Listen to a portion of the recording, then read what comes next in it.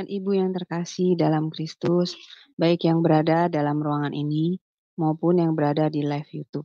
Selamat bertemu kembali pada acara pembelajaran soteriologi pada hari Jumat 30 Juni 2023 di kelas Sema Adonai yang akan disampaikan oleh narasumber kami yaitu Pak Pendeta Daniel Palungan. Yang malam ini temanya adalah karya Bapa dalam keselamatan. Tema yang sangat menarik untuk kita pelajari dan ketahui. Baik, sebelum acara ini dimulai, mari kita awali dengan berdoa terlebih dahulu. Saya minta kesediaan dari Pak Kemiri untuk memimpin doa pembukaan. Dipersilakan Pak Kemiri. Terima kasih. Bapa di surga, kami bersyukur pada sore ini boleh belajar berkumpul di Jum Sema Adonai untuk diajari firman-Mu tentang keselamatan karya Bapa. Terima kasih karena kasih-Mu telah mengirim Yesus Kristus sebagai juru selamat. Kalau tidak, kami jatuh dalam jurang neraka dosa dan lain-lain, Bapa. Untuk itulah Tuhan, urapi hamba-Mu, Pak Daniel Palungan, biar kami boleh mengerti tema-tema yang minggu lalu, minggu ini, dan minggu berikutnya kami paham tentang platform, tentang keselamatan. Biar kami boleh merespon ini dengan baik dan menyenangkan hati-Mu, Tuhan. Biarlah segala kata, kalimat yang keluar dari bibir hamba-Mu ini boleh menjadi rema buat hidup kami, dan kami boleh berubah menjadi saksi-Mu. Bapak, Engkau pakai juga lah Ibu Eling yang pimpin acara ini. Dari awal hingga akhirnya, berilah dia hikmat mengaturnya supaya tertata rapi. Dan juga para hamba-Mu, IT, Bro Trinity juga Engkau rapi juga, supaya tidak terjadi gangguan. Segala kuasa-kuasa kegelapan, Lucifer, yang coba mengganggu atau mencuri firman-Mu dan macam kami ikat di dalam nama Tuhan Yesus Kristus. Terima kasih Bapak, sempurnakanlah doa kami, panjang dalam nama Tuhan Yesus Kristus. Haleluya. Amin. Amin. Terima kasih Pak Kemiri untuk doanya. Baik Bapak Ibu yang terkasih dalam Kristus, sebelum memulai acara pembelajaran ini, kita akan terlebih dahulu melihat dan mendengar profil dari Pak Pendeta Daniel Palungan. Silakan operator.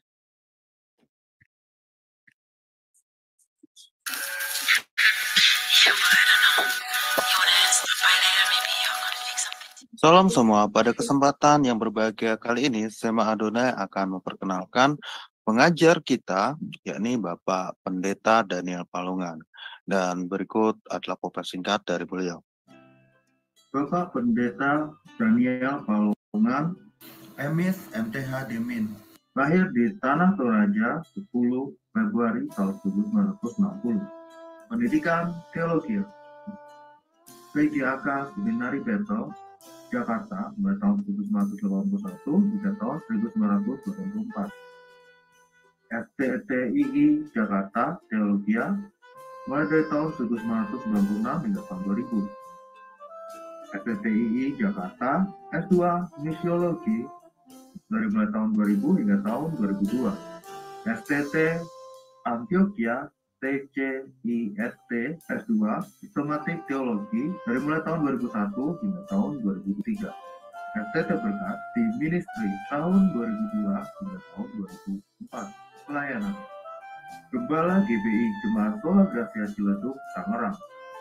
Ketua Bidang Teologia GBI Wilayah 6 DPD Banten, mulai tahun 2015 hingga tahun 2023. Pendiri dan Ketua STT Shalom Nusantara, mulai tahun 2001 hingga tahun 2013. Pendiri dan terlibat di BCO sejak tahun 2021. Gembala di Sema Adonai Ibadah Online. Karya penulis buku Kingdom Speaker. Pedoman praktis menggali Alkitab, Kingdom Citizen. Dan pada kesempatan kali ini, Bapak Pendeta Daniel Palungan akan mengajarkan kita tentang stereology. Bagi Anda yang mungkin masih asing dengan istilah ini, berikut adalah penjelasan singkat dari beliau. Saudara-saudara yang kekasih di dalam Tuhan, kita akan belajar tentang doktrin soteriologi, yaitu doktrin yang mempelajari tentang keselamatan. Orang-orang berdosa yang tadinya jauh dari Tuhan dapat kembali kepada Allah melalui satu karya penyelamatan Tuhan yang disebut sebagai soteriologi. Doktrin ini sangat penting, oleh karena dari doktrin ini kita akan mengetahui apa yang Allah telah kerjakan untuk orang-orang berdosa dapat kembali kepada Allah, dan apa yang orang-orang berdosa harus lakukan. Nah, doktrin ini sangat penting oleh karena pada akhir-akhir ini mulai muncul lagi ada pertentangan-pertentangan di antara hamba-hamba Tuhan yang berpandangan bahwa keselamatan itu bisa hilang, yang berpandangan bahwa keselamatan itu tetap, artinya sekali selamat tetap selamat. Ya. Kemudian dengan berkembangnya ajaran hyper grace, maka akhirnya orang tidak takut untuk berbuat dosa karena mereka beranggapan bahwa betapapun dosa yang Anda perbuat itu sangat besar, anugerah Tuhan lebih besar. Dan ini sesuatu yang perlu kita pelajari bersama-sama supaya kita tidak salah untuk memperlakukan hidup ini sebagai orang Kristen. Jadi saya kira itu yang menjadi pendahuluan supaya saudara bisa tahu dan kemudian tertarik untuk mempelajari pelajaran ini. Selamat belajar, Tuhan Yesus. Palungan beserta pengertian tentang soteriologi. Ternyata pembelajaran tentang soteriologi ini sangat penting sekali bagi kita supaya kita tidak mudah disesatkan oleh pengajaran-pengajaran yang tidak benar, yang tidak sesuai dengan kebenaran firman Tuhan. Baiklah, untuk mempersingkat waktu, maka saya akan serahkan acara ini selanjutnya pada narasumber kita, yaitu Pak Pendeta Daniel Palungan. Dipersilakan, Pak. Terima kasih Bu Ling Ya, dan sama-sama, Pak. teman-teman di SMA Adonai yang bekerja begitu luar biasa. Nah, saudara-saudara yang kekasih dalam Tuhan, pada malam ini kita bertemu kembali untuk melanjutkan pokok diskusi kita. Lalu kita sudah sampai kepada karya Bapa di dalam keselamatan. Nah, sebelum melanjutkan lagi, saya mau untuk mereview beberapa poin yang sangat penting, yaitu bahwa keselamatan yang dikerjakan Bapa bagi manusia, bagi orang-orang berdosa itu, yang pertama adalah memberikan kasih karunia. Ya. Nah, kasih karunia ini yang secara umum kita pahami, dan ini harus dipegang erat di dalam keyakinan saudara, bahwa untuk memperoleh keselamatan dari Tuhan itu tidak ada sesuatu apapun yang saudara kerjakan yang melayakkan saudara untuk mendapatkan keselamatan itu. Sebenarnya karena karunia. Nah, kalau kemudian ada hamba-hamba Tuhan yang mengatakan bahwa enak dong kalau begitu, kita tinggal duduk diam, duduk manis, dan semuanya Allah yang kerjakan.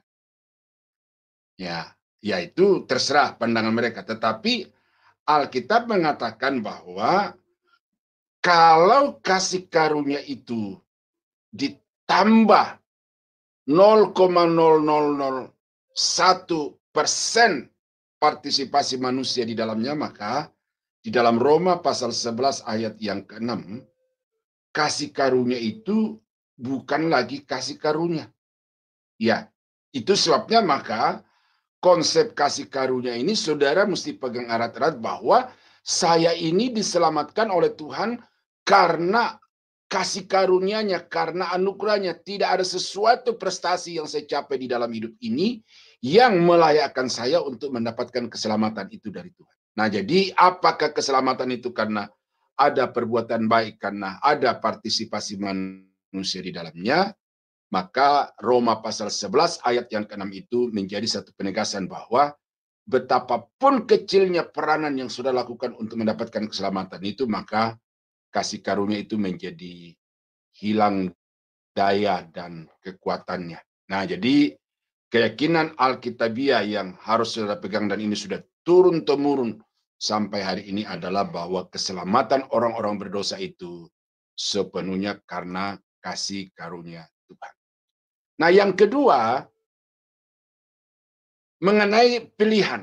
Ya, ini beberapa hari terakhir ini atau 2 minggu terakhir ini saya banyak menemukan di YouTube itu bahwa Tuhan itu berdaulat untuk menentukan dari awal siapa yang masuk neraka, siapa yang masuk surga. Ini yang disebut sebagai predestinasi. Maka ada 2 predestinasi, namanya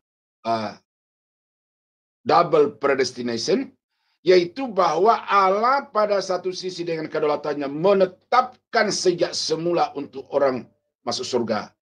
Dan sekaligus juga pada pihak yang lain, berdasar kedaulatannya itu, dia menetapkan untuk seseorang masuk ke neraka. Jadi satu menetapkan masuk surga, itu yang satu. Yang kedua itu juga sekaligus menetapkan orang masuk neraka, berdasarkan kedaulatannya.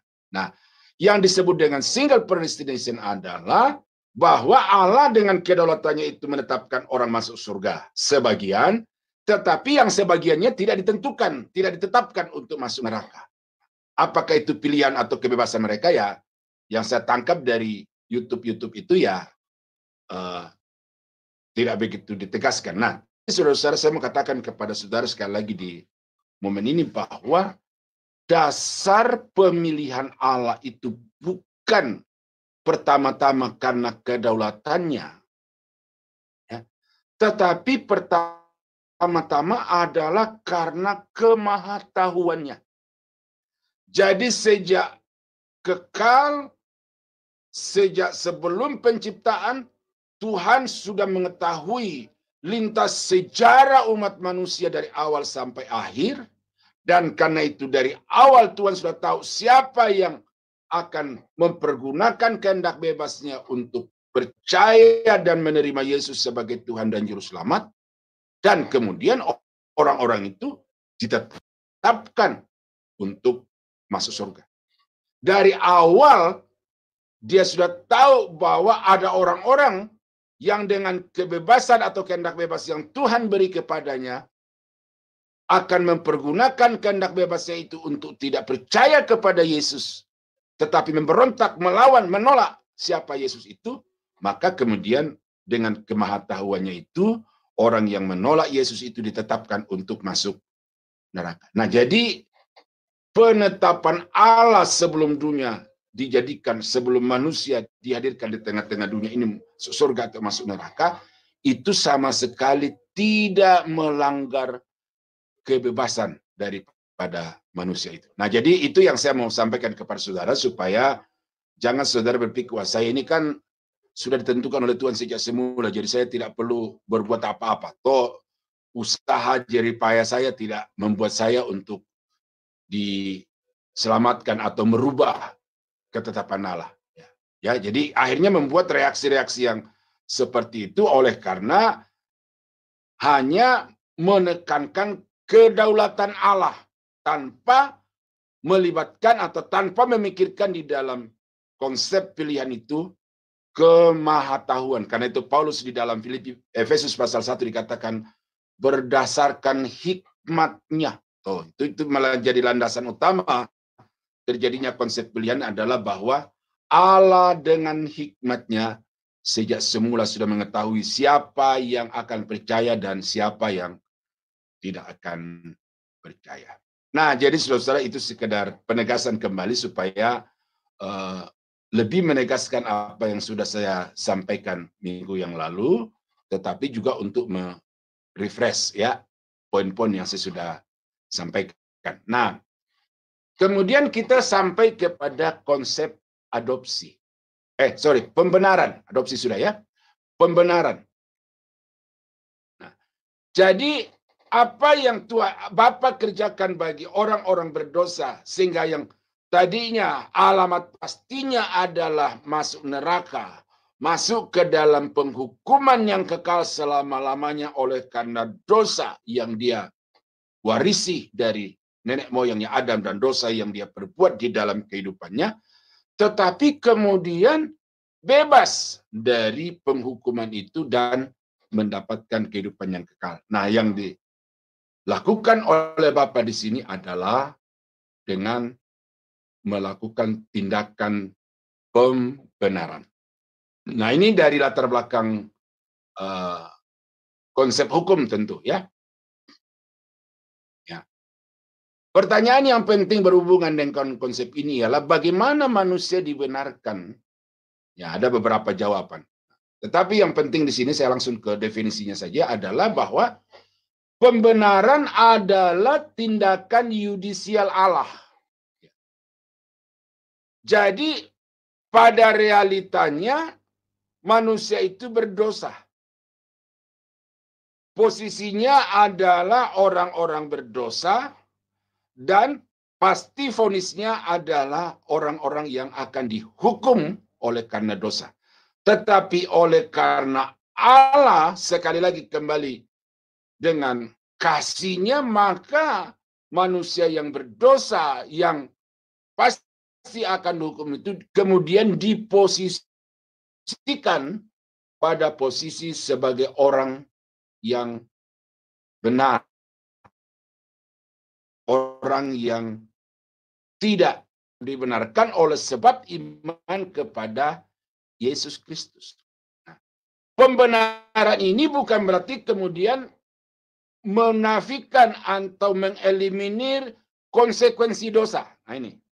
Jadi pembenaran adalah pemberian status yang baru dari orang-orang berdosa yang harusnya menjadi orang terhukum, tetapi kemudian diberikan status bebas oleh karena dia dibenarkan oleh Tuhan.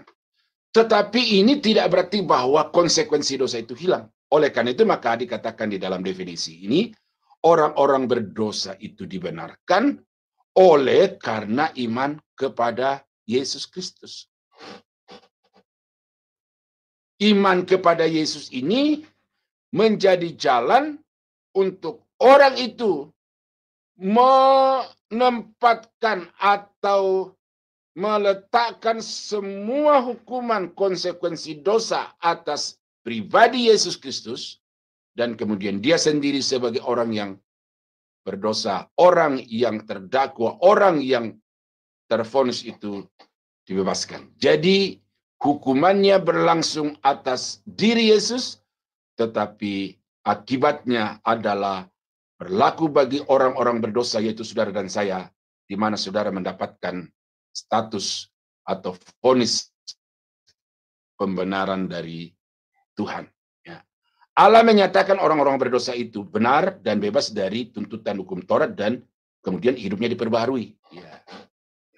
Allah dahulu menghukum mereka. Nah, ini tentu karena dosa-dosa itu tidak ada satupun yang akan bebas dari akibat yang akan diberikan Tuhan. Sekecil apapun dosa itu, ada akibat-akibat yang memang sudah ditetapkan oleh Tuhan. Nah, tetapi Allah kini menyatakan orang itu tidak bersalah. Orang itu sudah tidak ada dosanya. Pembenaran ini ada hubungannya dengan posisi atau kedudukan seseorang secara legal di hadapan Allah. Ini objektifnya Allah itu ya, udah. Karena semua dosa, semua kejahatan yang dia perbuat itu, hukumannya sudah berlaku atas diri Yesus, dan oleh karena itu maka orang ini tidak pantas lagi untuk mendapatkan penghukuman. Nah, jadi orang-orang yang berdosa itu dapat dibenarkan oleh Bapa melalui tindakan Bapa yang mengutus anaknya ke dalam dunia ini untuk menanggung semua dosa-dosa karena kejahatan umat manusia itu. Nah, itu definisi pembenaran itu. Nah, ya. Unsur-unsur yang berhubungan dengan pembenaran. orang yang dibenarkan mengalami keampunan dosa dan pemindahan atau pengangkatan kesalahan atau rasa bersalah dan penghukuman karena dosa. Nah itu tadi itu. Jadi kita itu sudah dilepaskan dari semua lain. Allah membebaskan orang-orang yang beriman. Ya ini. Atau yang mempercayakan dirinya kepada Yesus. Jadi walaupun Allah itu mau membenarkan semua orang, tetapi kalau orang itu tidak mau mempercayakan dirinya kepada Yesus atau tidak mengimani Yesus sebagai Tuhan dan Juru Selamat yang berkarya untuk menyelamatkan dia, maka konsep atau tindakan pembenaran Allah itu tidak efektif bagi orang itu. Ya. Kutuk Taurat pun tidak berlaku atas orang tersebut. Ya. Penuangan, penempatan, pencangkokan, dan pembenaran ilahi. Itu penempatan pada posisi kedudukan yang menyenangkan hati Allah. Jadi manusia yang berdosa tadi itu kemudian diposisikan pada satu tempat yang ideal, yang di dalamnya dia bisa hidup menyenangkan Tuhan oleh karena bebas dari segala dosa. Nah, ini ada sedikit lagi menyangkut pengangkatan sebagai anak di sini. Jadi tindakan-tindakan pembenaran itu sekali lagi ini merupakan satu karya yang sepenuhnya dikerjakan oleh Allah bagi orang-orang berdosa, karena Allah yang menyatakan orang itu berdosa, Allah yang menyatakan orang itu kemudian dinyatakan benar, dan kemudian Allah sendiri juga yang menyelesaikan proses perubahan status orang berdosa itu menjadi orang benar melalui kematian Yesus di atas kayu salib. Nah, itu singkatnya begitu. Bebas dari kutuk Taurat, kemudian pembenaran hanya permulaan. Nah, ini tentu secara posisi ya, secara posisi. Pada saat saudara mengalami pembenaran itu, pada saat itu secara posisi saudara sudah ada di dalam posisi sebagai orang benar. Tetapi kemudian nanti ada sesuatu progresif penyempurnaan penyucian yang berkelanjutan itu nanti kita akan belajar di dalam pekerjaan Roh Kudus. Tetapi di sini sudah disebut sebagai proses penyucian yang berkelanjutan. Ya. Nah hasilnya adalah bebas dari hukuman. Nah, ini coba kita baca beberapa ayat ini, saudara ya.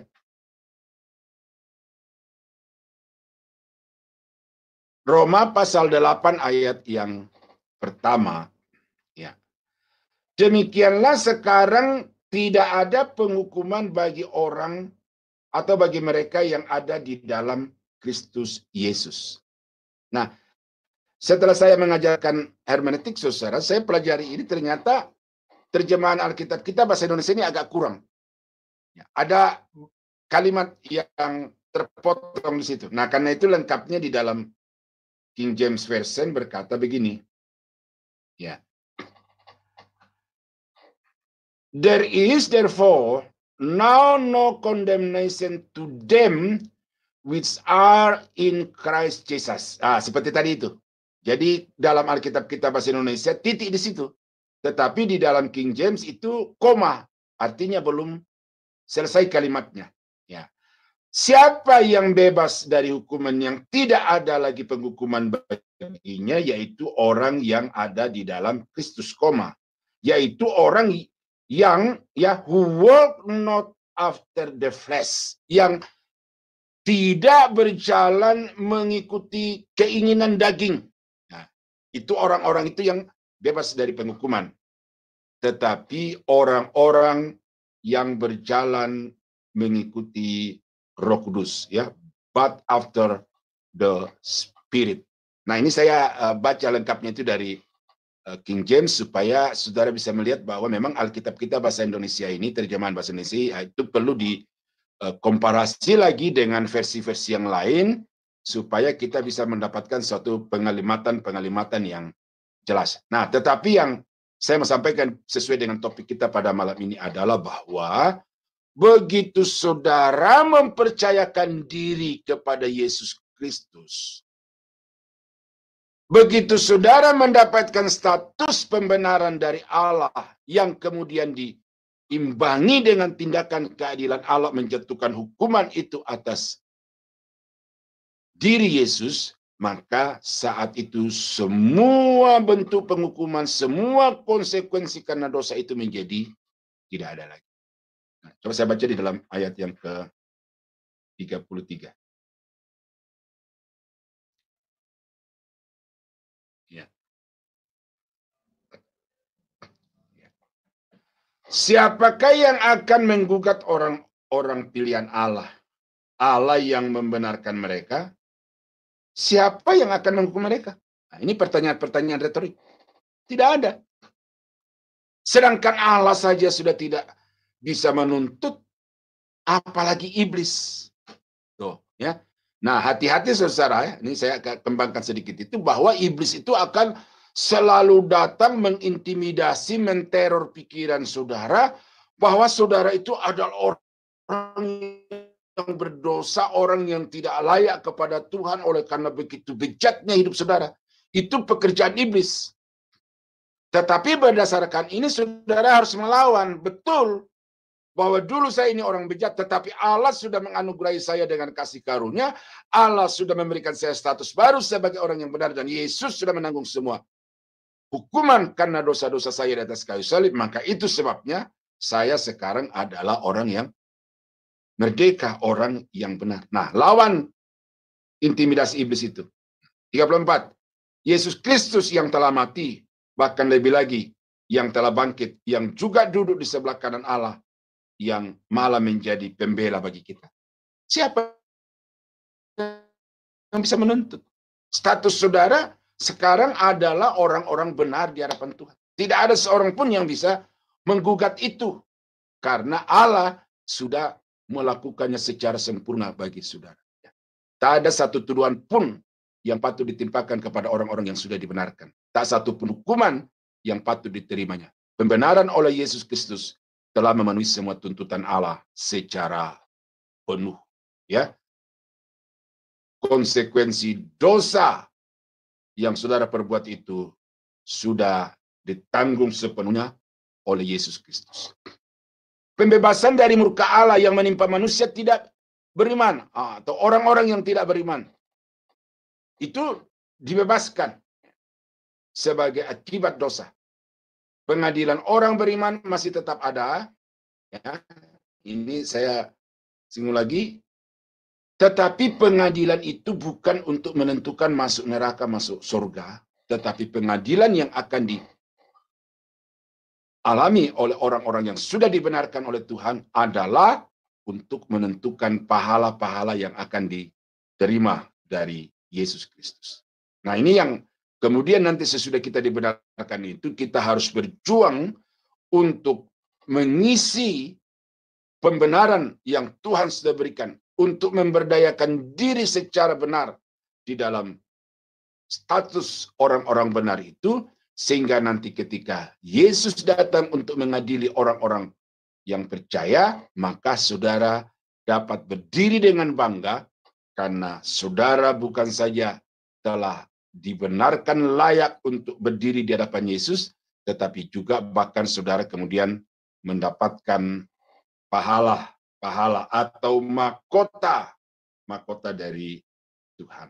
Nah, jadi ini sedikit dibawa oleh penulis diktat ini untuk saudara harus hati-hati bahwa ada orang yang nanti masuk surga itu dengan tanpa mahkota sedikit pun, ya, tanpa kebanggaan sedikit pun. Di dalam 1 Korintus pasal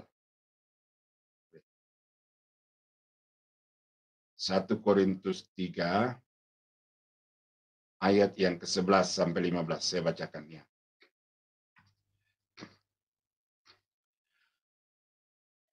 Karena tidak ada seorang pun yang dapat meletakkan dasar lain daripada dasar yang telah diletakkan, yaitu Yesus Kristus. Entahkah orang membangun di atas dasar itu dengan emas, perak, batu permata, kayu, rumput kering atau jerami, sekali kala pekerjaan masing-masing orang akan nampak, karena hari Tuhan akan menyatakannya, sebab ia akan nampak dengan api, dan bagaimana pekerjaan masing-masing orang akan diuji oleh api. Jika pekerjaan yang dibangun seseorang tahan uji, ia akan mendapat upah.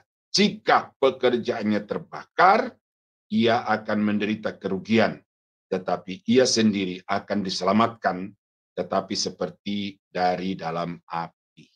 Nah, ini selamat masuk surga, memperoleh hidup yang kekal, tetapi kemudian tidak ada sesuatu kebanggaan yang dapat dipersembahkan atau yang dapat diterima kemudian dipersembahkan kembali sebagai kemuliaan bagi Yesus, oleh karena selama di dalam hidupnya dia tidak mengisi, ya, mengisi, kalau Indonesia itu mengisi kemerdekaan itu dengan prestasi-prestasi dan pencapaian-pencapaian. Nah, di dalam kekristenan, sebagai orang yang sudah dibenarkan oleh Allah, kita bukan saja dibebaskan dari hukuman kekal dan murka yang akan datang, tetapi kita dituntut kemudian untuk melakukan sesuatu yang berkenan sesuai dengan posisi dan status kebenaran yang Tuhan berikan.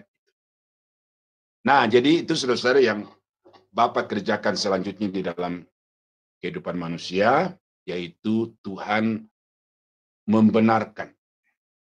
Nah, yang berikut yang Bapak kerjakan bagi orang-orang berdosa untuk mendapatkan kehidupan yang kekal adalah yang disebut sebagai pemuliaan, glorification. Kita baca ayat ini, ya. Di dalam Roma pasal 8 ayat yang ke-29 dan ayat yang ke-30. Ya. Itu salah tulis itu ya, 29 ya, bukan 39 ya, 29 sampai 30. Sebab semua orang yang dipilihnya dari semula, mereka juga ditentukannya dari semula untuk menjadi serupa dengan gambaran anaknya, supaya ia anaknya itu menjadi yang sulung di antara banyak saudara. Dan mereka yang ditentukannya dari semula, mereka itu juga dipanggilnya. Dan mereka yang dipanggilnya, mereka itu juga dibenarkannya. Dan mereka yang dibenarkannya, mereka itu juga dimuliakannya. Nah, itu ada pemuliaan di sini. Jadi orang-orang yang diselamatkan karena anugerah, orang-orang yang dipilih, orang-orang yang dibenarkan, lalu orang itu dimuliakan. Nah, apa yang dimaksud dengan konsep pemuliaan ini? Nah, ini di dalam diktat ini dikatakan begini. Suatu kemuliaan yang sangat dibanggakan orang zaman itu ialah menjadi warga negara Romawi. Jadi Romawi itu adalah kota besar, kota metropolitan. Iya. Jadi orang berusaha untuk menjadi warga negara Roma. Ya. Katakanlah dulu di Indonesia, saya di Papua, ya toh. Saya remaja waktu itu dan saya melihat, waduh betapa Jakarta ini luar biasa. Kilau kemilau gitu ya kan. Mempersona. Lalu saya berpikir dalam hati betapa enaknya, betapa bangganya jadi orang Jakarta. Nah, jadi itu kurang lebih ada keinginan-keinginan di dalam hati seperti itu pada waktu itu untuk menjadi warga Roma, karena menjadi warga kerajaan Roma itu memang mendapatkan beberapa benefit, ya, keuntungan-keuntungan melebihi dibandingkan dengan warga yang lain. Nah, karena itu kalau kita baca di dalam Kisah Rasul itu, ada orang yang membelinya. Ada orang yang membelinya. Termasuk salah seorang perwira yang menghakimi Paulus itu. Dia berkata, status kebangsaan sebagai warga Roma itu kubeli dengan mahal. Tetapi Paulus bilang, aku tidak beli karena itu hak atas kelahiranku. Nah, itulah hidup yang bernilai, yang diidam-idamkan setiap orang. Ya, Paulus memakai konsep pikiran itu untuk menjelaskan kepada orang Kristen hak istimewa dan kewajiban-kewajiban mereka sebagai warga kerajaan sorga. Ya, di dalam Filipi pasal 3, ayat yang ke-20 dan 21,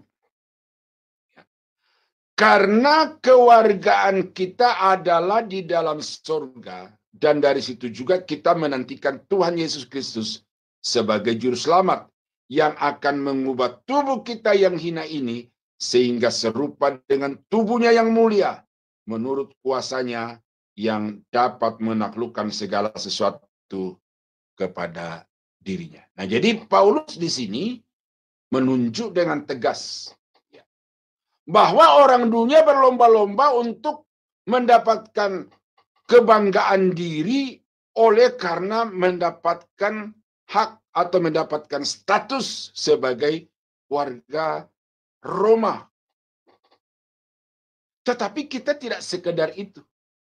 Kita harus lebih bangga oleh karena Tuhan telah memberikan kepada kita anugerah yang besar dan kemudian memberikan kepada kita status yang melebihi kebanggaan status warga kerajaan Roma. Nah, jadi saudara, itu latar belakang dari situ. Munculnya kata pemuliaan ya, yang dikerjakan Bapa bagi orang-orang percaya itu adalah bahwa Bapa itu memberikan kepada orang-orang berdosa itu status warga kerajaan surga. Yang tadinya statusnya adalah warga dunia, warga yang akan menuju kepada kebinasaan, tetapi dengan tindakan pemuliaan Bapa maka dia diberikan status sebagai warga kerajaan surga. Saya baca 2 Korintus 4 ayat 16 sampai 17. Sebab itu kami tidak tawar hati, tetapi meskipun manusia lahiriah kami semakin merosot, namun manusia batinnya kami dibaharui dari hari ke hari. Sebab penderitaan ringan yang sekarang ini mengerjakan bagi kami kemuliaan kekal yang melebihi segala-galanya, jauh lebih besar daripada penderitaan kami. Nah, jadi Paulus di sini, saudara, itu sudah secara praktis dalam kehidupannya sebagai orang yang sudah diselamatkan itu adalah bahwa memang kita hidup di dunia ini penuh dengan penderitaan.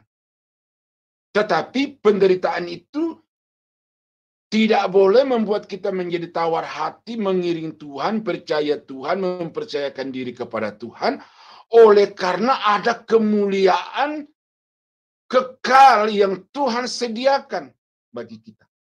Kemuliaan yang akan diberikan Tuhan di dalam kerajaan surga itu akan jauh melampaui penderitaan yang kita alami sekarang ini. Nah, itu ada implikasi di sini, saudara ya. Tindakan pemuliaan Allah itu hendaknya menjadi satu pengharapan yang membuat saudara kuat di dalam menghadapi persoalan kehidupan atau tantangan-tantangan iman di dalam mengiring Yesus. Ya, ini beberapa kata yang dipakai dalam Alkitab. Kata politeo artinya kewargaan, menunjuk pada hak istimewa. Meskipun ini juga berarti tanggung jawab yang besar. Nah, jadi ada imbangannya di situ, saudara ya. Saudara sebagai warga kerajaan Allah, saudara harus menunjukkan diri sebagai warga kerajaan Allah. Saudara sebagai warga Roma, saudara harus menunjukkan diri sebagai warga kerajaan Roma. Saudara sebagai warga Amerika, saudara harus bertanggung jawab sebagai warga Amerika. Artinya, semua hukum yang berlaku di negara saudara berada itu menjadi kewajiban yang saudara harus penuhi selama saudara berstatus sebagai warga negara dari negara tersebut. Ya, seperti kita di Indonesia. Ya, sebagai warga negara Indonesia, konsekuensinya adalah kita harus hidup sesuai dengan hukum yang berlaku di dalam negara Republik Indonesia. Nah, demikian juga saudara sebagai warga kerajaan surga, saudara harus bertanggung jawab dengan status itu. melalui perbuatan-perbuatan sebagai anak-anak kerajaan. Nah, huparkei ya, ini memberikan penekanan kepada kepastian untuk mendapatkan kerajaan sorga, dan kerajaan sorga itu tidak akan tergoyahkan lagi. Nah, ini secara implisit di sini, ya, saudara harus mengingat sekarang bahwa orang yang sudah diselamatkan oleh Tuhan karena anugerah, yang kemudian mendapat pemulihan dari Tuhan, itu artinya juga secara implisit bahwa status kewarganegaraan tidak bisa digugat oleh siapapun. Karena saudara mendapatkan langsung dari pemilik kerajaan surga. Atau katakanlah begini, saudara. Kalau orang pergi ke negara Arab sekarang ini, itu tidak begitu gampang, bahkan sangat sulit. Warga asing yang tinggal di Arab, atau katakanlah TKI itu, dari mass media kita baca bahwa mereka di sana mendapat perlakuan-perlakuan yang tidak terlalu seperti yang diharapkan. Nah, tetapi kemudian nanti kalau Raja Salman itu memberikan kepada saudara sebagai warga negara Arab, ya siapa orang Indonesia yang bisa menggugat, wah ini tidak layak, ini dia kan orang Cina, dia kan orang hidung apa gitu, mata hidung pesek, tidak Arab begitu. Nah, itu tidak gugatan-gugatan seperti itu tidak berlaku. Oleh karena apa? Karena penguasa negara Arab itu telah memberikan kepada saudara hak penuh untuk tinggal sebagai warga negara Arab, dan saudara setara dengan warga negara yang lahir dari bangsa itu. Nah, ini sebagai satu perbandingan saja gitu ya. Nah, jadi huparkei menandakan bahwa saudara itu betul-betul adalah penghuni penduduk kerajaan surga. Nah, apekdo kometa ini dari kata apo dan ada ek. Ya, berarti dari. Artinya ada penggunaan ganda yang menunjuk kepada kepastian. Nah, jadi sekali lagi ini merupakan satu tekanan kepada kepastian. Bahwa orang yang sudah menerima status kewarganegaraan itu, statusnya itu ya pasti.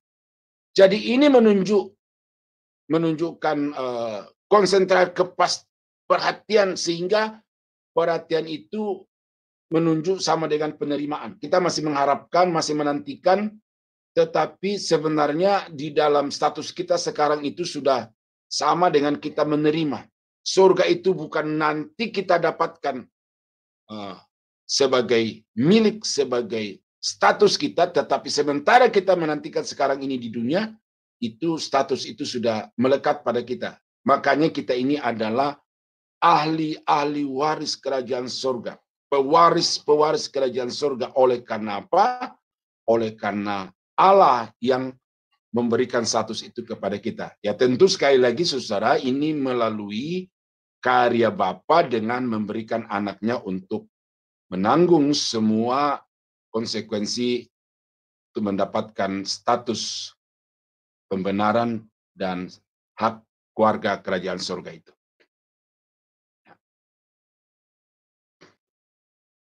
Metaskematisei, ya itu dari kata mengubah. Ini istilah-istilah dari bahasa Yunani-nya saja sudah, tetapi penekanannya bukan mengerti bahasa Yunani sekarang. Cuma dari kata-kata itu kita bisa mendapatkan konsep-konsep. Ya. Apa itu? Tindakan yang membawa perubahan dari luar atau bagian yang nampak, yaitu tubuh. Nah, ini artinya apa? Bahwa orang yang mendapatkan pemuliaan dari Bapa itu tidak hanya statusnya menjadi warga kerajaan surga, menjadi penduduk surgawi menjadi pemilik surga. Tetapi bahwa Tuhan juga di dalam konsep pemuliaan itu tuh merubah keadaan hidup kita dari yang berkelimangan dosa, dari yang suka dosa, hidup dalam dosa, kemudian benci, cicik terhadap dosa. Saya baca dulu Roma pasal 7 ini, ya, bahwa kita ini terjual di bawah kuasa dosa. Kalau demikian, bukan aku lagi yang memperbuatnya, tetapi dosa yang ada di dalam aku. Sebab aku tahu bahwa di dalam aku, yaitu di dalam aku sebagai manusia, tidak ada sesuatu yang baik. Sebab kehendak memang ada di dalam aku, tetapi bukan hal berbuat apa yang baik. Nah, jadi warga kerajaan surga itu status. Tetapi kualitas hidup warga kerajaan surga itu ya juga harus berubah. Bahwa manusia itu sekalipun di dalam dirinya ada keinginan, ada kehendak, ada hasrat untuk melakukan yang baik, tetapi ternyata manusia itu ya sama sekali tidak bisa maju selangkah saja kepada hal yang lebih baik di dalam hidupnya. Nah, oleh karena itu maka satu-satunya yang bisa merubah hidup kita dari yang najis menjadi yang mulia di hadapan Tuhan itu adalah tindakan Allah yang memberikan kepada kita kemampuan untuk bisa melakukan apa yang berkenan kepada Tuhan. Jadi di sini saudara mesti sadar ketergantungan penuh kepada Allah untuk bisa melakukan sesuatu pembaharuan di dalam diri saudara. Baik pembaharuan secara status awal, kelahiran baru, tetapi juga di dalam pembaharuan yang dikatakan oleh Paulus tadi itu dari hari ke hari itu saudara tidak akan bisa melakukan dengan kekuatan sendiri kalau bukan karena Tuhan. Itu sebabnya maka perlu saudara terus untuk meminta pertolongan kekuatan Tuhan sehingga saudara mampu untuk bertindak dan berperilaku sebagai warga kerajaan surga. Nah, yang kedua pemuliaan adalah memberikan arti hidup yang kekal. Arti hidup yang kekal itu adalah kehidupan yang bermutu. Pengertian tidak hanya ditekankan dari segi waktu kekal ya, dari segi aspek waktu, tetapi kekal juga artinya bermutu. Nah, kenapa dikatakan Tuhan itu kekal? Artinya bahwa pada Allah itu tidak pernah ada perubahan. Karena sesuatu yang berubah adalah sesuatu yang tidak kekal. Allah tidak pernah berubah menjadi lebih baik ataupun sebaliknya. Karena dia adalah Allah yang kekal. Artinya kualitas hidup Allah itu sempurna. Nah, demikianlah juga sebagai orang-orang yang dimuliakan oleh Tuhan.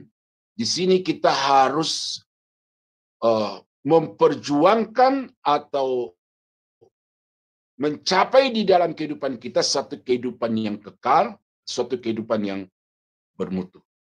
Nah, ini banyak implikasinya di sini, saudara. Karena kalau kita kembali kepada manusia pertama yang ditempatkan Tuhan di Taman Eden itu, itulah manusia yang kekal itu. Manusia di dalam kondisi yang sempurna, kualitas hidup yang sempurna, dan karena itu dia menjadi mitra kerja Tuhan selama sebelum jatuh ke dalam dosa. Nah, tetapi kemudian ketika manusia itu melanggar ketetapan Tuhan bagi dirinya, maka akhirnya kualitas hidup manusia itu menjadi rusak sama sekali. Dan sekarang, saudara sebagai orang yang dimuliakan oleh Tuhan, saudara harus terus berjuang. Suratan Rasul Paulus itu di sini diminta ya sebagai orang yang sudah diselamatkan oleh Tuhan karena anugerah dan diberikan status warga kerajaan surga. Di sini kita harus berjuang untuk melawan segala godaan hawa nafsu, segala godaan duniawi, dan juga segala godaan kedagingan. Nah, jadi itu satu implikasi yang saudara mesti capai, bahwa kesempurnaan itu tidak terjadi secara otomatis, tetapi kesempurnaan itu terjadi secara berproses, dan oleh karena itu maka apa yang Allah sudah canangkan sebagai manusia yang sempurna, itu kita harus berjuang. Nah, arti lain ialah kehidupan yang diberkati, penuh pahala, di mana hukuman dan penderitaan tidak boleh ada lagi. Ini bukan hanya sekedar kenyataan, tetapi kenyataan yang bermutu. Ya, sekali lagi saudara, bahwa hidup saudara sebagai orang-orang yang sudah diselamatkan oleh Tuhan itu harus nampak kualitas yang berbeda. Ya, tidak lagi sama dengan orang-orang dunia, tetapi harus berbeda. Nah, pemuliaan perhentian kekal. Nah, ini sudah menunjuk kepada satu masa nanti ketika Yesus datang kembali ke dalam dunia ini untuk mengangkat kita dari dunia yang penuh dengan penderitaan, kemudian melenyapkan langit dan bumi yang lama menjadi langit dan bumi yang baru. Nah, di situ kita akan masuk ke dalam satu keabadian, tinggal bersama-sama dengan Kristus selama-lamanya di langit yang baru dan di bumi yang baru. Jadi pemuliaan itu adalah tempat perhentian yang abadi. Nah, tempat perhentian di dalam segala kesukaan, kemuliaan, dan keagungan. Ya, berbeda dengan tempat perhentian di dunia yang satunya lagi itu, yang penuh dengan penderitaan, yang penuh dengan kesengsaraan, ratap, tangis, dan kertak gigi selama-lamanya. Nah, yang dimasukkan di sini adalah tempat yang penuh dengan kesenangan. Nah, memperoleh kemuliaan dari Tuhan juga berarti memperoleh pengetahuan yang sempurna, pengenalan yang sempurna dengan Allah. Ini ayat ini saudara seringkali dipertanyakan dan seringkali mengundang juga ya tanda petik perdebatan gitu ya. Nah, coba kita baca ini 1 Korintus pasal 13 ayat yang ke-8.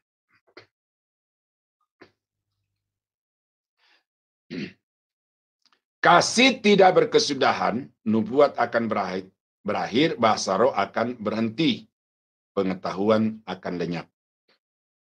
Sebab pengetahuan kita tidak lengkap dan nubuat kita tidak sempurna. Tetapi jika yang sempurna tiba, maka yang tidak sempurna itu akan lenyap. Nah, kemudian ada yang berkata, apa yang sempurna itu di sini? Ada yang mengatakan itu Alkitab. Jadi, sejak Alkitab itu sudah ditulis, maka nubuat berhenti, bahasa roh berhenti, pengetahuan manusia yang tadi terbatas sekali, sekarang menjadi sempurna. Ya, saya tidak mengurangi sifat kesempurnaan Alkitab. Tetapi saya mau kasih tahu bahwa betapapun Alkitab itu secara sempurna sebagai penyataan Allah kepada manusia, ya, bentuk penyataan khusus dari Allah kepada manusia, cukup. Tetapi kalau kita baca di dalam Alkitab, bahwa Alkitab sendiri mengatakan masih ada hal-hal yang belum dinyatakan oleh Tuhan melalui Alkitab. Ulangan 29 ayat 29. Tetapi Alkitab yang belum mengungkapkan Allah seutuhnya itu cukup. Cukup untuk membawa orang kepada jalan keselamatan. Cukup untuk memberikan kepada manusia penerangan tentang Allah, tentang kerajaan surga, kerajaan yang kekal itu. Nah, jadi karena itu kalau saya di sini, yang sempurna di sini bukan Alkitab, Ya, tetapi yang sempurna di sini adalah kalau Yesus itu sudah datang kembali, maka kita akan melihat Allah itu di dalam keadaannya yang seutuhnya, yang sempurnanya dia itu. Dan itu kita akan melihat dia muka dengan muka, sehingga dikatakan kita sendiri akan ada pengenalan yang penuh kepada pribadi yang sempurna. Nah, jadi saudara sekalian, itu nanti kita akan mengalami itu ketika Yesus datang di awan-awan, ya. Alkitab mengatakan di dalam 1 Tesalonika 4 itu, ya, bahwa orang-orang yang mati di dalam Kristus akan dibangkitkan, orang-orang yang masih hidup yang juga percaya kepada Yesus akan diubahkan, kemudian diangkat bersama-sama dengan orang-orang yang mati itu, lalu bertemu dengan Yesus di awan-awan. Di sanalah, kata Rasul Paulus, akan tinggal bersama-sama dengan Yesus selama-lamanya. Nah, disitulah terjadi pengenalan yang sempurna antara kita sebagai orang yang tadinya berdosa, tetapi kemudian mengalami satu penyempurnaan yang berkelanjutan, yang berprogresif itu, maka sampai pada Yesus datang kembali, kita mencapai titik kesempurnaan, dan di situ kita mengenal Tuhan sebagaimana Tuhan mengenal kita.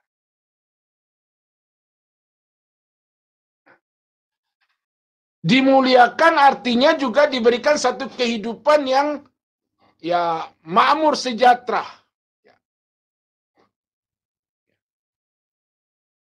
Makmur sejahtera. Saya baca dulu Ibrani pasal 12 ayat yang ke-22 sampai 23. Tetapi kamu sudah datang ke Bukit Sion, ke kota Allah yang hidup, Yerusalem surgawi, dan kepada beribu-ribu malaikat suatu kumpulan yang meriah, dan kepada jemaat anak-anak sulung yang namanya terdaftar di surga, dan kepada Allah yang menghakimi semua orang, dan kepada roh-roh yang benar, roh orang-orang benar yang telah menjadi sempurna. Jadi kita di sini akan melihat satu kumpulan orang-orang benar yang berkumpul di hadapan Allah itu, dan ini adalah satu kehidupan yang penuh dengan kemuliaan.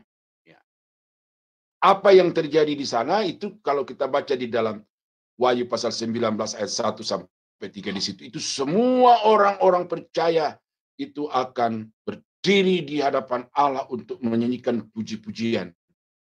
Aduh, saya baca ayat ini karena agak sedikit merinding saya. Ya. Wahyu 19 ayat 1 sampai 3. Kemudian daripada itu aku mendengar seperti suara yang nyaring dari himpunan besar orang banyak di surga, katanya, haleluya, keselamatan dan kemuliaan dan kekuasaan adalah pada Allah kita, sebab benar dan adil segala penghakimannya, karena ialah yang telah menghakimi pelacur besar itu yang merusakkan bumi dengan percabulannya, dan ialah yang telah membalaskan darah hamba-hambanya atas pelacur itu. Nah, pelacur di sini adalah disebutkan sebagai Babel, ya, tetapi Babel di sini adalah julukan yang diberikan kepada kota Roma. Nah, itu akan dihukum oleh Tuhan, tetapi orang-orang yang tekun percaya kepada Yesus sampai pada akhir hidupnya itu akan berdiri bersama-sama dengan kumpulan orang-orang yang telah disempurnakan di hadapan Allah, dan kemudian mereka bersama-sama menaikkan pujian. Haleluya, ya. Haleluya, keselamatan dan kemuliaan kekudusan ada pada Allah kita. Nah, jadi saudara, itu satu bentuk pemuliaan. Nah, kemudian ini pelayanan yang terus-menerus. Pelayanan itu adalah satu bentuk pemuliaan dari Allah kepada umat manusia, oleh karena ya ditempatkan untuk melakukan sesuatu di hadapan Allah yang maha mulia, yang maha besar itu. Pelayanan itu bukan sesuatu beban, bukan sesuatu tugas yang memberatkan, tetapi ini adalah satu pekerjaan yang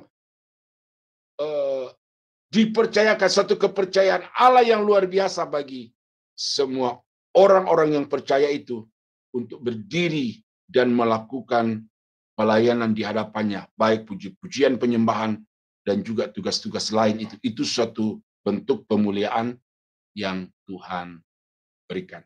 Nah, jadi saudara, itu adalah beberapa ayat ya dari dalam Alkitab yang saya coba paparkan kepada Bapak Ibu ya. Nggak usah dulu bingung mengenai istilah-istilah Yunaninya tadi itu, tetapi penjelasan-penjelasan sederhana singkat yang saya sampaikan itu kiranya menjadi pemahaman bahwa yang dimaksud dengan pemuliaan itu adalah seperti tadi itu ya, diberikan status sebagai warga kerajaan surga, kemudian kita disempurnakan di dalam kehidupan kita ini, kita diberikan kekekalan dalam arti bahwa kita diberikan satu kehidupan yang sempurna, dan itu yang saudara harus syukuri, bahwa kita orang-orang yang berdosa ini telah ditinggikan, dimuliakan oleh Tuhan sebegitu rupa sehingga kita berkenan kepadanya. Nah, sebelum saya lanjut, nanti kalau masih ada waktu, saya beri kesempatan kepada saudara untuk mencoba memberi tanggapan, komentar, ya bisa juga sanggahan kalau ada bagian-bagian yang mungkin menurut saudara ini kok tidak pas. Tetapi coba sanggahan saudara itu juga didukung dengan nats, gitu ya. Karena kalau saudara sanggah hanya berdasarkan pendapat asumsi, ya saya tidak merasa puas juga kalau dibantah dengan itu. Tetapi kalau ada ayat-ayat yang saudara kemukakan, ya, coba kita harmoniskan antara ayat-ayat yang saya sudah paparkan kepada saudara-saudara dengan ayat-ayat yang saudara munculkan. Nah, terima kasih. Saya kembalikan kepada Bu Ling. Iya, terima kasih Pak Daniel untuk materi yang telah dijabarkan pada malam ini. Baiklah, sebelum kita masuk pada sesi diskusi atau tanya jawab, ingin sharing atau menambahkan, dipersilakan. Raise hand terlebih dahulu. Baik, kalau belum ada, saya yang akan bertanya Pak Daniel. Shalom Pak, yang bagian ini Pak, hasil akibat pembenaran, yang bagian E2-nya. Kan di sini dikatakan bahwa pengadilan orang beriman masih tetap ada. Dan dalam pengadilan orang-orang percaya itu, pahala akan diberikan kepada mereka yang berlayak. Sedangkan mereka yang perbuatannya tidak patut menerima pahala akan dihanguskan oleh api. Nah, tadi kan Pak Daniel bilang bahwa orang yang sudah menerima Yesus itu berarti mereka nanti bukannya lagi mengalami akan ditempatkan di surga atau neraka seperti itu ya Pak Daniel. Tapi mereka adalah saat pengadilan untuk menerima upah. Nah, yang dimaksud dengan di sini Pak, pengadilan orang-orang percaya itu akan diberikan kepada mereka yang berlayak. Nah, sedangkan mereka yang perbuatannya tidak patut, maksudnya mereka yang masih hidup dalam dosa ya Pak? Maksudnya dalam dagingnya gitu ya, seperti itu ya Pak? Yang dimaksud dengan kalimat ini. Dan mereka akan dihanguskan oleh api. Yang dimaksud dengan dihanguskan oleh api itu, maksudnya mereka ditempatkan, dilempar ke dalam neraka apa bagaimana? Ya, terima kasih Pak Daniel. Ya. Oke. Ya, jadi nanti kalau Yesus datang kembali pada kali yang kedua, itu akan melaksanakan 5 macam dan 5 kali pengadilan atas seluruh makhluk di atas muka bumi ini. Yang pertama itu adalah pengadilan Kristus. Saya sebutkan aja dulu pengadilannya ya. Yang kedua adalah pengadilan Israel. Yang ketiga adalah pengadilan bangsa-bangsa. Yang keempat adalah pengadilan malaikat yang jatuh. Dan yang kelima adalah pengadilan takhta putih. Itu semua pengadilan itu yang akan berlangsung. Nah, khusus untuk pengadilan Kristus itu di dalam 2 Korintus 5 ayat yang ke-10 itu adalah pengadilan, bukan berarti konotasinya mencari salah yang benar, mencari salah dan mencari benar. Yang salah kemudian dilemparkan ke dalam neraka, tetapi yang benar masuk surga, bukan itu. Tetapi ini pengadilan yang diberlakukan hanya bagi orang-orang yang sudah percaya kepada Yesus. Statusnya adalah selamat, statusnya adalah pewaris kerajaan surga. Nah, jadi apa yang diadili dari orang-orang ini, ya kalau kita belajar eskatologi itu pengadilan gereja, apa yang diadili dari gereja ini adalah untuk menilai semua perbuatan-perbuatan yang mereka lakukan dari sejak mereka dilahirkan oleh Roh Kudus dan Firman Allah sampai kepada detik atau helahan tarikan napasnya yang terakhir itu. Apa yang dia perbuat itu? Perbuatannya berkualitas atau perbuatannya tidak bermutu.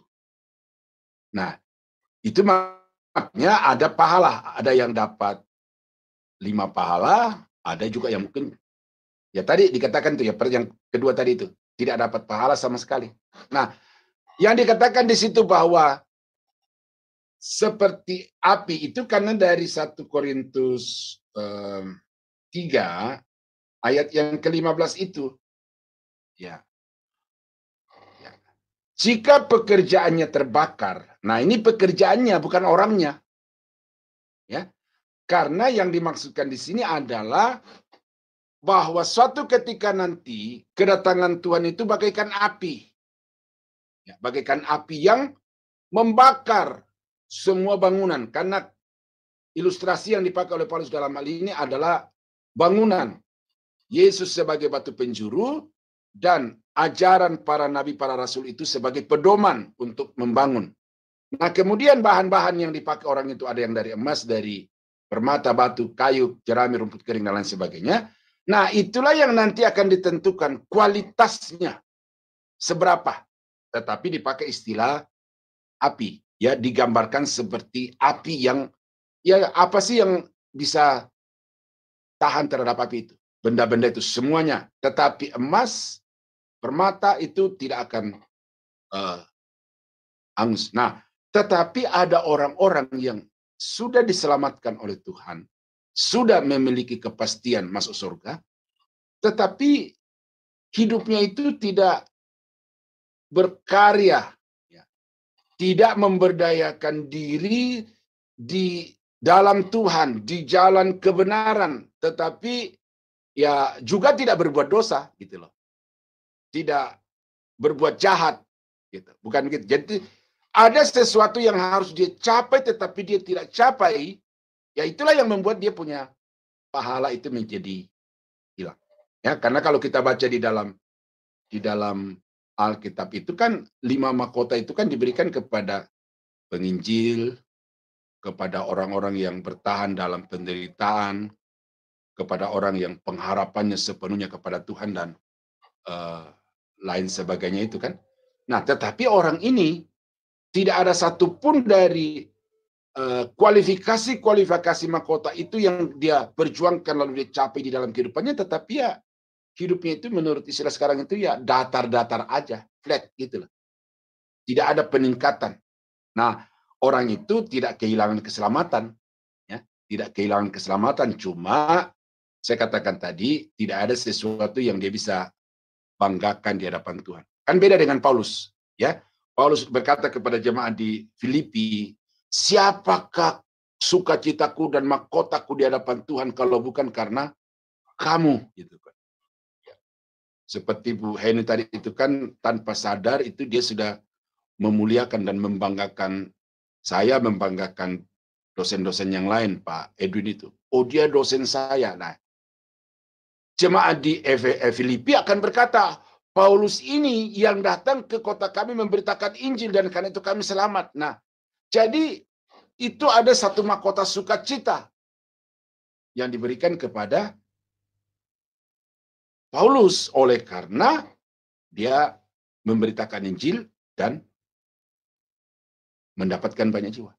Ada mahkota yang tidak dapat layu, yaitu kepada orang-orang yang diberikan kemampuan untuk menggembalakan.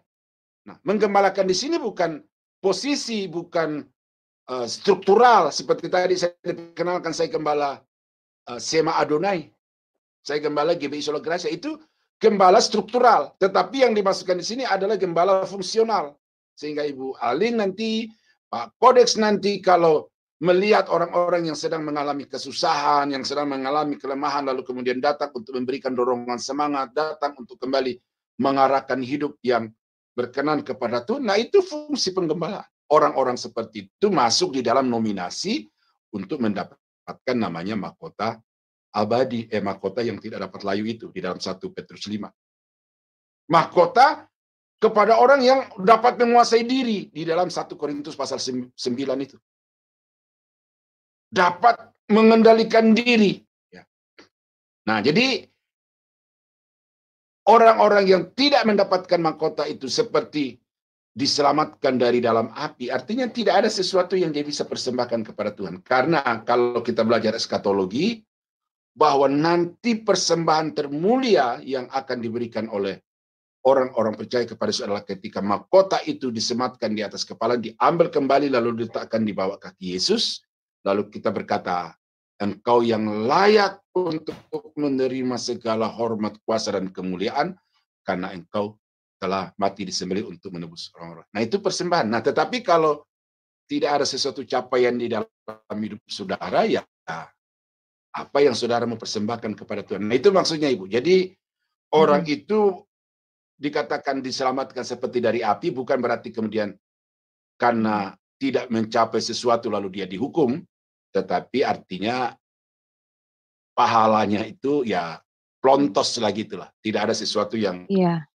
dia dapat, dia raih di hadapan Tuhan sebagai pengikut Yesus. Ini yang membedakan tingkat kemuliaan.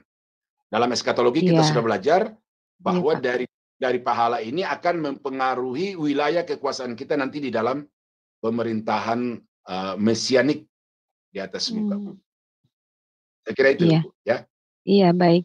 Berarti Pak Daniel, berarti orang yang sudah dibenarkan oleh Allah, tapi dia masih, maksudnya hidupnya tapi tidak benar gitu, masih melakukan perbuatan dosa-dosa sebelum dia dilahirkan. Nah, ini pasti tidak akan memperoleh keselamatan ya Pak, jelasnya ya.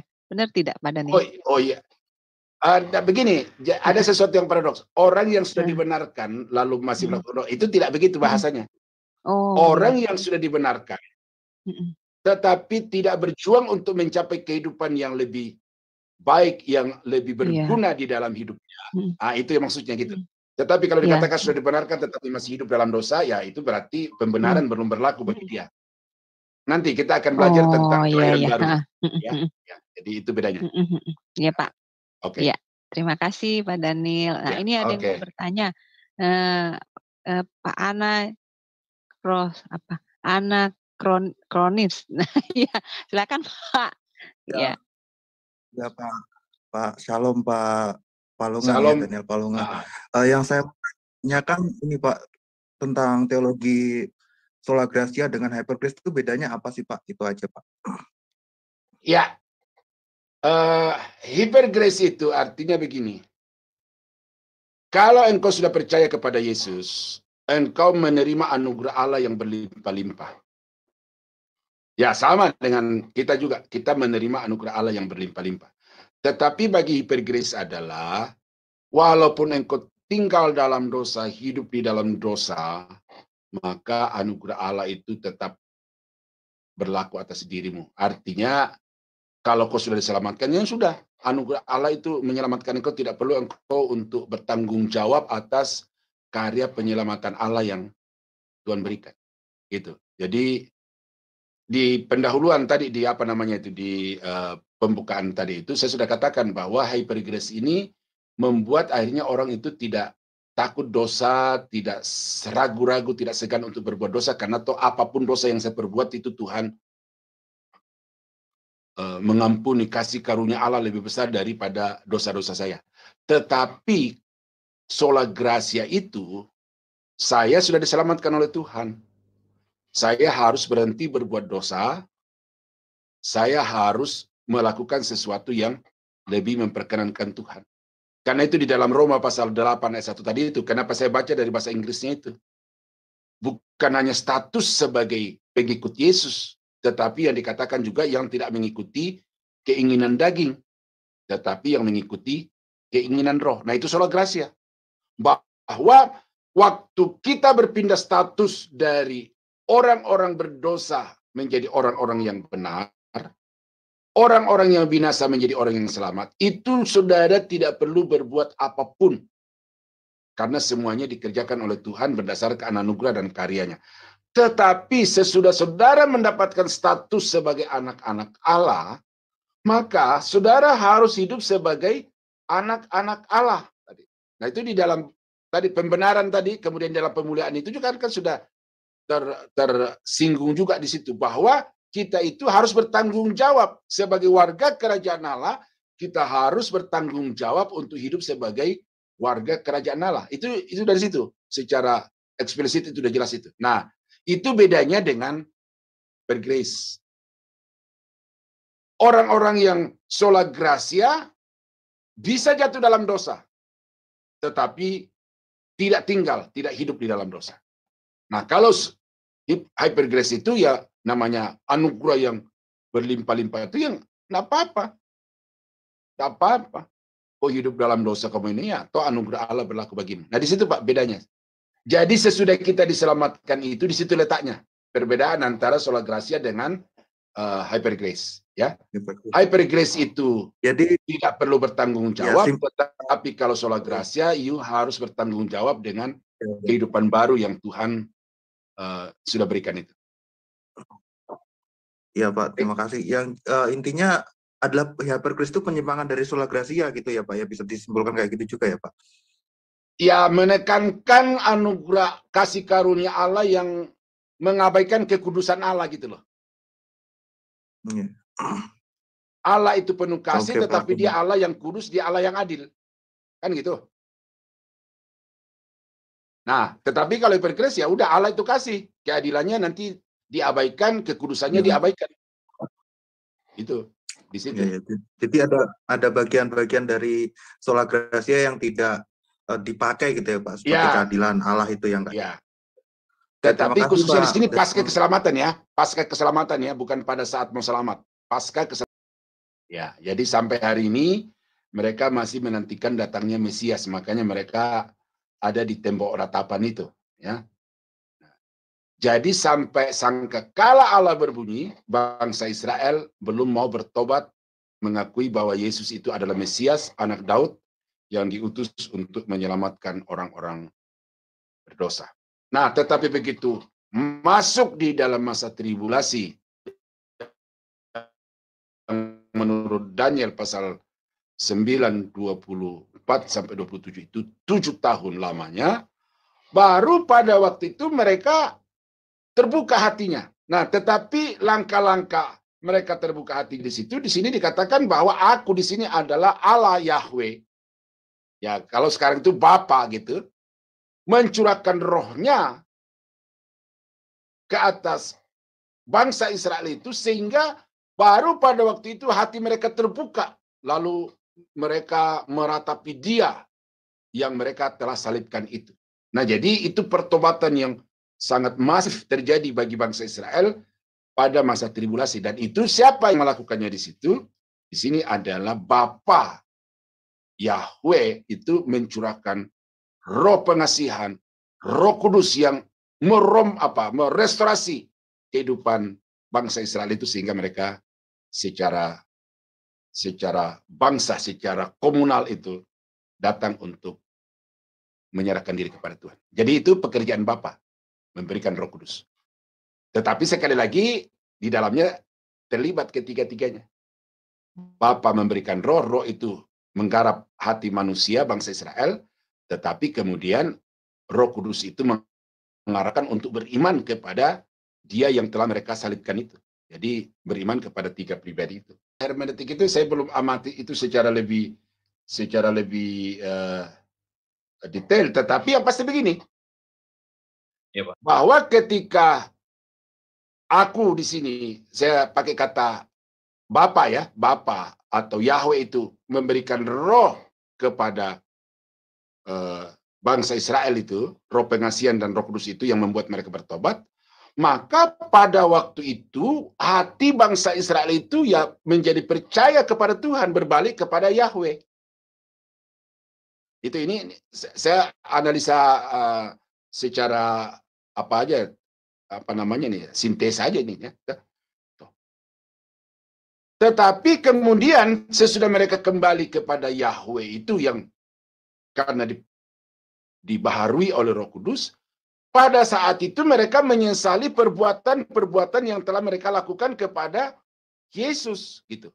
Nah, jadi kalau kata dia di sini itu menunjuk kepada Bapa, tetapi tidak bisa juga mengabaikan yang ketiga, apa namanya itu, orang ketiga tunggal di situ, yaitu Yesus yang mereka telah salibkan itu.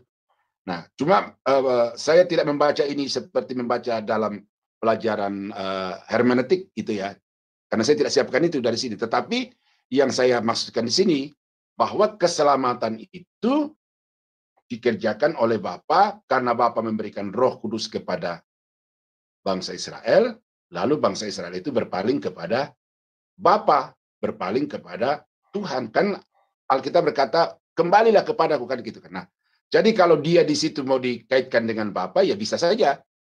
Tetapi juga kata dia di situ tidak boleh menafikan bahwa pada akhirnya orang Israel ketika mereka telah percaya apa yang dikatakan Roh Kudus kepada mereka itu, akhirnya mereka menyesali semua yang telah mereka perbuat kepada dia yang telah disalibkan itu. Oke. Kalau mereka mengatakan bahwa itu Bapa dan itu bukan Yesus, tetapi kan yang menyatakan bahwa Yesus itu different with Father itu kan bukan hanya di sini. Ada banyak ayat di dalam Alkitab bahwa Bapa itu pribadi yang tersendiri, anak pribadi yang tersendiri.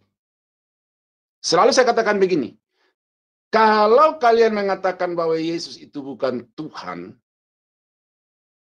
buktikan bahwa Paulus atau katakanlah rasul-rasul salah di dalam menulis Alkitab. Itu aja pertanyaannya. Kalau mereka hanya pendapat, oh bahasa Ibrani begini, konsep berpikir orang Yahudi begini. Sekarang kita masuk di dalam konsep berpikir rasul-rasul.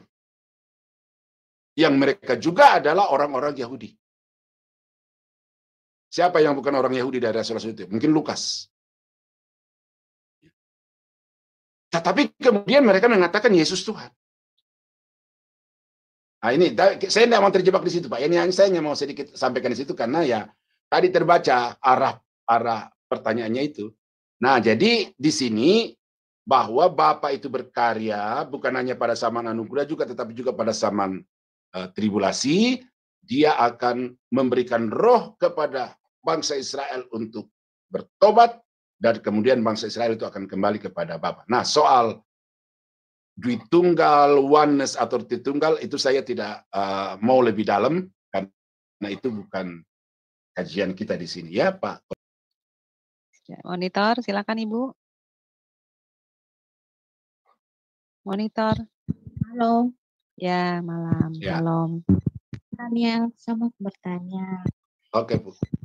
Apa kalau orang tua kita belum mengenal Tuhan Yesus, namun tiba-tiba dalam keadaan sakit dia percaya Tuhan Yesus, apakah dia sudah dapat dikatakan kalau dia percaya Tuhan Yesus, apakah dia sudah bisa dikatakan diselamatkan oleh Tuhan Yesus walaupun dia belum sempat dibaptis? Oh, ya. Ya, jadi selalu saya bilang sama mahasiswa, jangan menghakimi seseorang bahwa dia tidak ada kemungkinan untuk diselamatkan. Saya katakan sebutkan namanya Habib Rizik, si Yaya Waloni yang suka maki-maki kekristenan itu. Saya bilang jangan hakimi bahwa mereka pasti tidak masuk surga.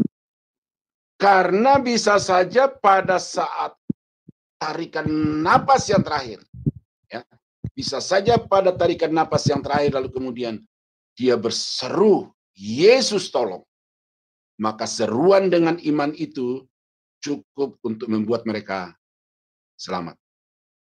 Itu keyakinan saya. Karena dikatakan dalam kitab, barang siapa yang berseru kepada nama Tuhan, dia akan diselamatkan. Tetapi bukan Tuhan yang disebutkan, tetapi Tuhan yang diimani, yang dipercayai. Dan itu tidak peduli sekalipun di ujung nafasmu dan engkau serukan seruan dengan iman itu cukup untuk engkau diselamatkan. Nah, jadi orang tua kita yang seperti itu ya tidak usah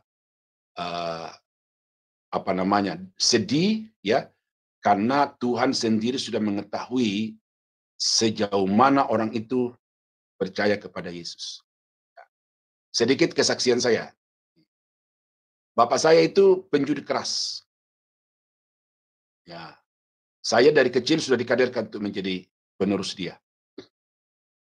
Pokoknya hidupnya adalah judi, gereja masa bodoh. Nah, tetapi waktu dia sakit ini, karena saya tinggal di perantauan, saya dengar bahwa hampir tiap malam itu dia undang pendeta majelis-majelis untuk datang di rumah dan mendoakan dia. Nah, jadi mungkin ya beberapa bulan terakhir hidupnya itulah dia di situ dia terima Tuhan, dan itu cukup untuk membuat saya bersukacita bahwa walaupun begitu banyak waktu dari bapak saya dia pergunakan untuk hal-hal yang tidak menyenangkan Tuhan, tetapi beberapa bulan terakhir ketika dia sakit dan belum meninggal itu, dia begitu merindukan Tuhan. Saya yakin bahwa bapak saya itu masuk surga. Jadi saya kira itu, Bu, ya. Jadi saya tidak percaya begini, bahwa orang-orang itu Tuhan menilai perbuatan baiknya. Saya tidak sependapat dengan pendeta itu, ya. Bahwa yang membuat dia diselamatkan oleh Tuhan adalah seberapa dia berseru kepada Tuhan itu dengan iman. Imannya itu cukup untuk membuat dia diselamatkan. Saya kira itu, Bu Lip, ya. Ya, bagaimana Ibu? Jelas ya? Baik, ya. Pak Daniel masih ada satu lagi. Ini kasih kesempatannya, ini Pak. Terakhir nih, ditutup ya. Pertanyaan ini ditutup sampai di sini. Untuk Minggu Pak depan Andi. kalau masih ada. Ya, Pak Andi dipersilakan. Baik, Monitor Pak Andi, ya. Baik, ya. Shalom Pak Daniel. Shalom Pak Andi. Pertanyaan singkat saja. Ini ada di luaran sana kan, seperti yang kita ketahui ada prinsip pengajaran yang mengatakan sekali selamat tetap selamat. Nah, pertanyaan saya, apakah untuk Pak Daniel itu setuju, dan apakah keselamatan itu bisa hilang? Dan di dalam Matius 5 ayat 45 di sana ada dikatakan, karena dengan demikianlah kamu menjadi anak Bapakmu yang di surga, yang menerbitkan matahari bagi orang jahat dan bagi orang yang baik, dan menurunkan hujan bagi orang benar dan orang yang tidak benar. Kalau dari Matius 5 ayat 45 ini kan bisa dilihat bahwa Bapa itu Tuhan baik sama orang jahat dan orang baik juga. Nah, bagaimana penjelasan daripada ini? Terima kasih. Oke. Ada kebaikan umum, ada kebaikan khusus. Matahari, hujan, itu adalah kebaikan secara umum. Dia tidak membedakan mana orang Kristen dan mana bukan orang Kristen. Itu kebaikan umum. Dan itu Matius 5:5. Tetapi kebaikan khusus adalah anugerah bagi orang-orang yang akan percaya kepadanya. Nah, soal apakah keselamatan bisa hilang atau tidak, itu nanti di ujung dari mata pelajaran ini. Tetapi tadi sudah ditanyakan juga, sekali selamat tetap selamat itu. Artinya apa? Bahwa sekalipun engkau berbuat dosa, hidup di dalam dosa, melakukan segala macam kejahatan, ya kejahatanmu itu tidak mempengaruhi keselamatanmu.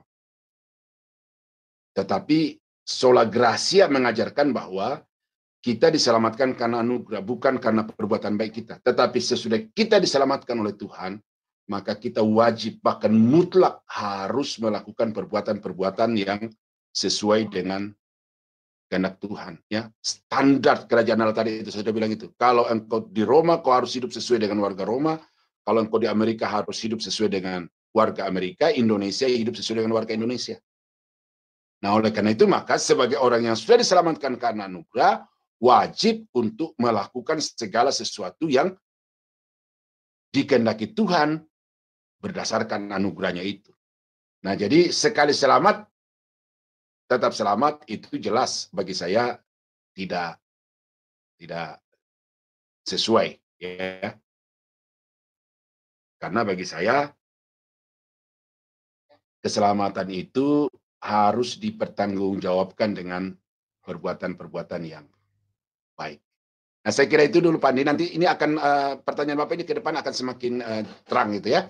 Nah, oke, saudara-saudara kekasih dalam Tuhan. Jadi kita sudah melihat bahwa dengan poin-poin 5 ajakan Bapa menjadi sangat jelas bahwa bukan hanya Yesus yang menjadi juru selamat orang-orang berdosa, tetapi Bapa adalah penyelamat orang-orang berdosa. Nah, jadi kita bersyukur karena kita punya Bapa yang baik, yang penuh kasih, yang sama sekali tidak menginginkan ada orang-orang berdosa yang binasa. Dan oleh karena itu maka pelajaran ini membuat kita semakin cinta. Sampai di sini maksud saya, semakin cinta, semakin bersyukur kepada Bapa yang kasihnya begitu besar bagi saudara dan saya. Nah, jadi saya kira itu closing statement juga pada malam ini. Kiranya Tuhan Yesus memberkati. Sampai minggu depan kita akan masuk di dalam poin berikutnya. Apa yang dikerjakan oleh anak untuk menyelamatkan saudara dan saya. Tuhan Yesus memberkati. Saya kembalikan kepada Waling. Selamat malam. Iya, terima kasih Puji. Terima kasih kepada Pak Daniel untuk pembekalan firman yang telah disampaikan kepada kita semua. Semoga ini menjadi berkat bagi kita dan juga semakin meneguhkan iman kita dan semakin menambah pengetahuan kita akan kebenaran firman Tuhan. Baik, sebelum kita tutup acara ini, apakah ada pengumuman untuk selanjutnya, Ibu Heni? Tidak ada ya. Baik, kelas ini akan tetap diadakan di minggu depan, di hari Jumat, di pukul yang sama, yaitu pukul 19.00 waktu Indonesia Barat, bersama dengan narasumber kita, yaitu Pak Daniel Palungan.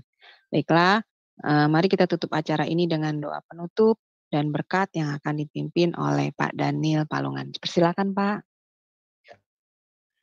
Bapa Surgawi, Bapa yang mengasihi dan kami kasihi di dalam Yesus Kristus, terima kasih untuk malam ini. Kami sudah mendapatkan pemaparan dari firman Tuhan bahwa Bapa begitu mengasihi kami dan sudah berkarya begitu sempurna untuk menyelamatkan kami. Karena itu Bapa ajar kami untuk selalu bersyukur dan kemudian juga ajar kami untuk bertanggung jawab atas semua yang Tuhan sudah kerjakan bagi kami dengan melakukan hal-hal yang menyenangkan hati Tuhan. Sebentar kami akan mengakhiri pelajaran ini. Kiranya Roh-Mu yang kudus terus bekerja di dalam hati pikiran kami, supaya dimanapun kami berada, kami selalu mengerti, mengingat, bahkan lebih dalam lagi, kami paham apa yang sudah kami terima pada malam ini. Berkati Sema Adonai dan semua program-program yang mereka akan kerjakan, pembelajaran demi pembelajaran, kiranya Tuhan terus berkati, supaya melalui itu anak-anak Tuhan semakin hari semakin diberkati. Terima kasih Bapa, kami berdoa bersyukur dalam nama Yesus. Dan saudara-saudara yang kekasih sidang jemaat Tuhan, kiranya anugerah dari Allah Bapa di dalam surga, damai sejahtera dari Tuhan kita Yesus Kristus, serta persekutuan kuat kuasa Roh Kudus, kiranya menyertai kita sekalian dari sekarang sampai selama-lamanya. Di dalam nama Yesus, kami akhiri pembelajaran kami pada malam ini. Haleluya. Amin.